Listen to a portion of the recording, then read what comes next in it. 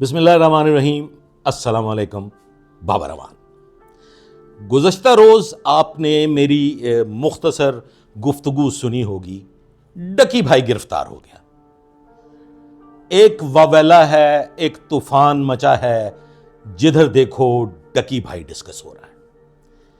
गुज़श्ता रोज़ मैंने एक मुख्तसर सा जायज़ा पेश किया डकी सादुर रहमान की ज़िंदगी के बारे में। मुख्तसरन मैं मज़ीद कुछ इसमें गुज़ारिशात करना चाहता हूँ, कुछ कानूनी मामलात बताना चाहता हूँ और मज़ीद ये बताना चाहता हूँ कि कितने बड़े 420 लोग हैं ये। देखें साहब, सबसे पहले ये डिस्कस कर लेते हैं कि मुख्तलिफ टीवी चैनल्स पे मैं ये सुन रहा हूँ कि जी NCCIA ने इतने दिन का यानी कि 28 दिन का रिमांड जो है वो कस्टडी अदालत से मांग ली और अदालत ने 2 दिन की कस्टडी दी।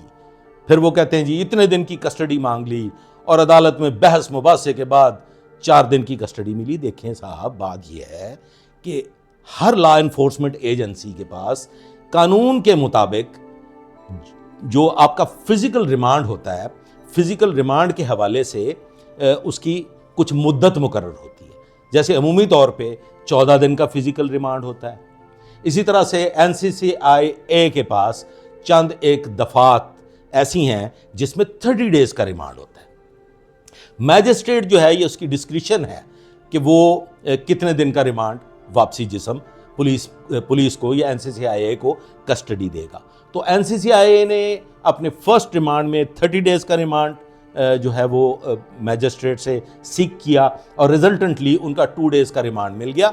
पहले 2 दिन का रिमांड जो मिलता है वो अमूमी तौर पे सभी मुकदमात में ऐसा ही होता है। मैजिस्ट्रेट या जो भी जज होते हैं वो ये देखना चाहते हैं कि जिस सिलसिला में रिमांड तलब किया जा रहा है, रिमांड की रिक्वेस्ट की जा रही है, वो रिक्वायरमेंट्स पूरी होंगी। फिर सेकंड टाइम में जितने दिन का बाकी फर्ज करें 30 डेज का था, 2 दिन का अवेल कर लिया तो नेक्स्ट फिर वो 28 डेज का ही अप्लाई करेगा और वो 28 डेज में से ये जज की, मैजिस्ट्रेट की सवाबदीद है कि वो कितने दिन का रिमांड देते हैं। कम मुद्दत के रिमांड की कुछ वजूहात भी होती हैं। अदालत ये भी तसल्ली करना चाहती है कि क्या ये रिमांड हासिल करके वक्त ज़ाया किया जाएगा या उसका कोई फ्रूटफुल रिजल्ट सामने आएगा।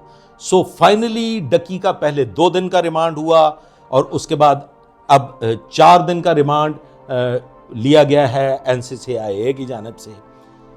कुछ खदशात हैं, कुछ तहफ़्फ़ुज़ात हैं जो मैं शायद खुल के आप तक नहीं पहुंचा सकता। मेरा ख्याल है कि डकी भाई के खिलाफ कायम किए गए मुकदमात में गहराई में तफ्तीश करना होगी। जो दफात मुकदमा दर्ज करते वक्त लगाई गई हैं, जो अप्लाई की गई हैं सेक्शंस, मैं नहीं समझता कि वो कोई इतनी पावरफुल है। और उनमें से बाज़ दफात ऐसे ही हैं जिनकी सज़ा 3 साल है। तो अगेन जिन मुकदमात की, जिन दफात की सज़ा 3 साल है तो वो बेलेबल हो जाती हैं। फिर मैक्सिमम उसमें जो दफात हैं उसकी 5 साल सज़ा है। उसमें 420 जो है वो लगाई गई है। जो फ्रॉड से मुतल्लिका है वो एक अलग से एक क्रिटिकल किस्म की एक इंतहाई मुश्किल तरीन सेक्शन ऑफ लॉ है। मैं यहाँ एक चीज़ अर्ज़ कर देना चाहता हूँ और मैं चाहूँगा कि मेरे जो लॉ इन्फोर्समेंट एजेंसी से मुतल्लिका अहबाब हैं, साथी हैं, दोस्त हैं, वो इस पर तवज्जो दें।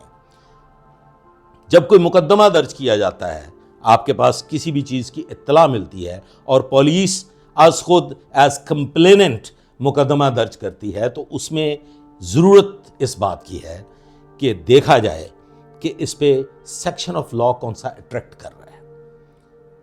हम लोगों को पढ़ने की आदत नहीं रही, हम इल्म हासिल नहीं करना चाहते। रिजल्टेंटली आपने देखा होगा कि मारिया भी एक डिज़ाइनर हैं, उन्होंने एक वीडियो पैगाम के ज़रिए पब्लिक को अवेयरनेस दी, बताया कि ट्रांसजेंडर से मतलब, अब ट्रांसजेंडर एक वर्ड है, इस पे मैं चाहूँगा कि किसी माहिर के साथ एक तफसीली गुफ्तगू की जाए, क्योंकि जब जो मेरे इल्म में है ट्रांसजेंडर का किसी को भी इल्म ही नहीं बुनियादी तौर पे कि ट्रांसजेंडर होता क्या है। تو انشاءاللہ تعالیٰ اگلے ایک تفصیلی پروگرام میں ہم ٹرانسجینڈر کو ڈسکس کریں گے. فی الحال بات کر لیتے ہیں کہ گلبرگ کے علاقہ میں ایک فوٹو شوٹ ہوتا ہے, ایک اسٹوڈیو ہائر کیا جاتا ہے, وہاں پہ چند قابل اعتراض تصاویر جو ہیں وہ کھینچی جاتی ہیں. وہاں پہ کچھ ایسے کپڑے زیب تن کیے جاتے ہیں جو شاید ہمارے معاشرے کے لیے قابل قبول نہیں تھے, اور پھر ان کی تشہیر بھی کی گئی. اس سے انسانوں کے, معاشرے کے لوگوں کے, جو کچھ دینی ذہن رکھنے والے لوگ تھے, ان کے جذبات مجروح ہوئے. تو اس ضمن میں ایک مقدمہ درج کیا گیا, جو مقدمہ پہلے روز میجسٹریٹ صاحب نے ڈسچارج کر دیا. تو میرے اس پہ جو ریزرویشنز ہیں وہ یہ ہیں کہ ہم لکیر کے اپاہج ہیں. ایک ہوتا ہے لکیر کا فقیر, میں کہتا ہوں ہم لکیر کے اپاہج ہیں. ہم مکھی پہ مکھی مارنے کے قائل ہیں. ہم اٹھاتے ہیں پچھلی پرانی ایف آئی آر اور اس کو کاپی کرتے ہیں اور مقدمہ درج کر دیتے ہیں. پڑھنے کی, سمجھنے کی جو سیکشن آف لاز ہیں, ان کے انگریڈینٹس ہی جب پورے نہیں ہوں گے تو وہ مقدمہ ڈسچارج ہوگا. اب بات کر لیتے ہیں واپسی پھر دوبارہ سے ڈکی بھائی کی. تو ڈکی بھائی نے کروڑوں روپے کے گھر دکھائے. علم میں آیا کہ کوئی گھر نہیں تھا, وہ تو رینٹڈ ہاؤس تھا. تو غور کرنا ہوگا کہ یہ سوشل میڈیا پہ جو انفلوئنسرز ہیں وہ ہمارے معصوم بچوں کو, ہماری بیٹیوں کو, ہماری بہنوں کو, نوجوان نسل کو جس بے راہ روی کی جانب لے کے جا رہے ہیں, یہ دکھا کے کہ ہم یہ حرکتیں کرتے ہیں جو کہ انتہائی قابل اعتراض ہوتی ہیں, انتہائی قابل اعتراض جملے بولے جاتے ہیں, اور بیہودہ گفتگو کرنے کے بعد ہم ارب پتی ہو جاتے ہیں. ہم بی ایم ڈبلیو خریدتے ہیں, ہم پورشے خریدتے ہیں. آنیسٹلی اسپیکنگ, میں اس قسم کے موضوعات پہ گفتگو نہیں کرتا, لیکن میری اب تک کی ریسرچ کے مطابق یہ دکھائی جانے والی تمام گاڑیاں, یہ دکھائے جانے والے تمام گھر سب رینٹڈ, جن کی کلئی کھل چکی ہے. یہ فراڈ کر کے اپنے آپ کو امیر ترین دکھا کے مزید لوٹنے کا ایک میڈیم ترتیب دیتے ہیں. لوگوں کو کہتے ہیں دکھتی ہے تو بکتی ہے, تو یہ دکھاتے ہیں, لوگوں کو اٹریکٹ کرتے ہیں اور اٹریکٹ کر کے لوٹتے ہیں. تو اب ذمہ داری بنتی ہے NCCI کی کہ ڈکی بھائی اور ڈکی بھائی جیسے دیگر لوگ جو ہمارے معاشرے کی جڑوں کو کھوکھلا کر رہے ہیں, جو ہمارے بچوں کو تعلیم سے دور کر رہے ہیں, جو ہماری نسلوں کو برباد کر رہے ہیں, ان کا راستہ فوری روک لیا جائے. جوا مافیا, گیمبلنگ مافیا بہت پاورفل ہے.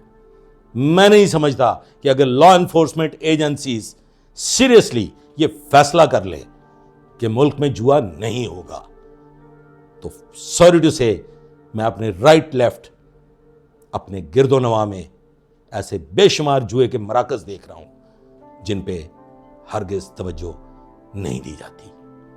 تو ڈکی بھائی جیسا ایک چھوٹا سا مائس پکڑ لینے سے جوئے کی لعنت ختم نہیں ہوگی. ٹائکونز کو پکڑنا ہوگا, باسز کو پکڑنا ہوگا, مافیا کا کلا کما کرنا ہوگا, اور یاد رہے کہ وہ بہت پاورفل ہے. Thank you very much.